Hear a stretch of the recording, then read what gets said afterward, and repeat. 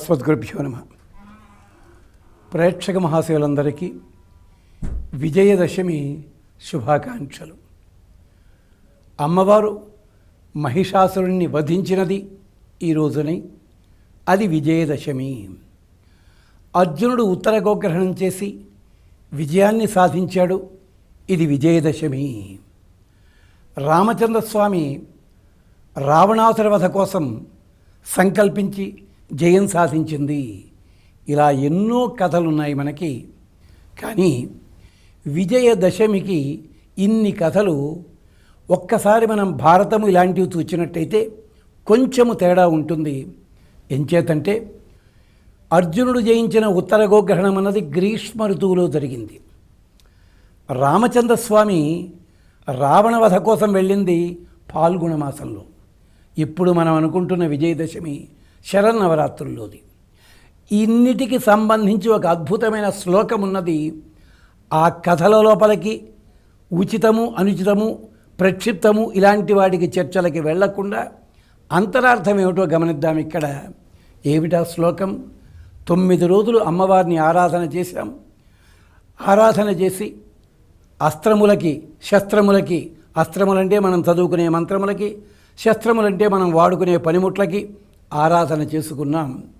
విజయదశమి నాడు ప్రత్యేకించి శమీ పూజ చేసి శమీ వృక్షానికి నమస్కరించి అన్ని రకాల ఫలితాలు పొందాలి మేము అని ఆశాసన చేస్తూ శమీ శమయతే పాపం, శమీ శత్రు వినాశిని, అర్జునస్య ధనుర్ధారి రామస్య ప్రియదర్శిని. ఇది ఈ మంత్రాన్ని కూడా, ఈ శ్లోకాన్ని కూడా అభిరుచిని అనుసరించి యథావకాశంగా ధ్యానం చేయడం వల్ల సర్వవిధములైన ఫలితములు లభిస్తాయి. విజయం, శుభం, సంపద అన్నీ లభిస్తాయి. శమీ శమీయతే పాపం. శమీ వృక్షము మన పాపములన్నిటినీ కూడా శమింపజేస్తుంది. ఎందుకు అంటే శకుంతలని వర్ణన చేస్తూ గర్భిణిగా ఉండగా అగ్నిగర్భాం శమీమివ అంటాడు కాళిదాసు. ఆ శమీ వృక్షంలో ఉండే అగ్ని యజ్ఞాల కోసం ఉపయోగించే అద్భుతమైన అగ్ని. శమీ శమీయతే పాపం, మనకి పాపములని శమింపజేస్తుంది. శమీ శమీయతే పాపం. అర్జునస్య ధనుర్ధారి అని చెప్పుకుంటూ శమీ శత్రు వినాశిని. శమీ వృక్షం ఎక్కడైతే ఉంటుందో అక్కడ ఆ ప్రాంతాల్లో శత్రుబాధ ఉండదు అని శాస్త్రము చెప్తోంది. శమీ శత్రు వినాశిని. అర్జునస్య ధనుర్ధారి. అర్జునుడి ధనుస్సు శమీ వృక్షం మీదే పెట్టిందన్న కథే మనకి తెలుసును. కానీ అర్జునుడి గాంధీవము బ్రహ్మదేవుడు తయారు చేసినప్పుడు ఖడ్గమృగం వెన్నెముకతో చేర్చి శమీ వృక్ష ఖండమును చేర్చి తయారు చేశారు. అంచేత అర్జునస్య ధనుర్ధారి. రామస్య ప్రియదర్శిని. రామచంద్రస్వామి ఈ రోజున యుద్ధానికి వెళ్ళలేదు, పాల్గొన మాసంలో యుద్ధానికి వెళ్ళాడు.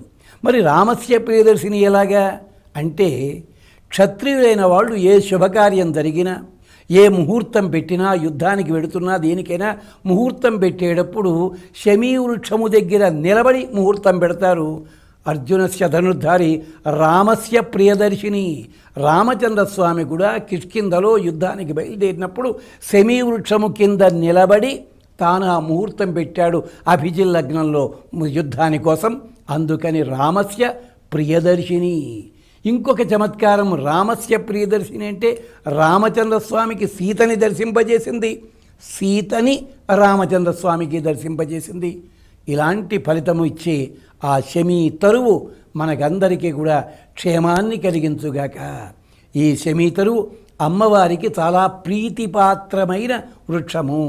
శమీ వృక్షము, బిల్వ వృక్షము, తులసి ఇవన్నీ కూడా అమ్మవారి స్వరూపములుగా మనకి భారతీయ సాంప్రదాయంలో ఉన్నది. ఈ శ్లోకాన్ని పఠిద్దాము, శమీ వృక్షానికి నమస్కరిద్దాము, ప్రదక్షిణ చేద్దాము. సర్వశుభములు, క్షేమములు, కామితార్థములు పొందుదముగాక అని ఆశాసన చేస్తూ మరొక్కసారి విజయదశమి శుభాకాంక్షలు వీక్షక మహాశయులకు, ప్రేక్షక దేవుళ్లకు అందిస్తూ సెలవు తీసుకుంటాం.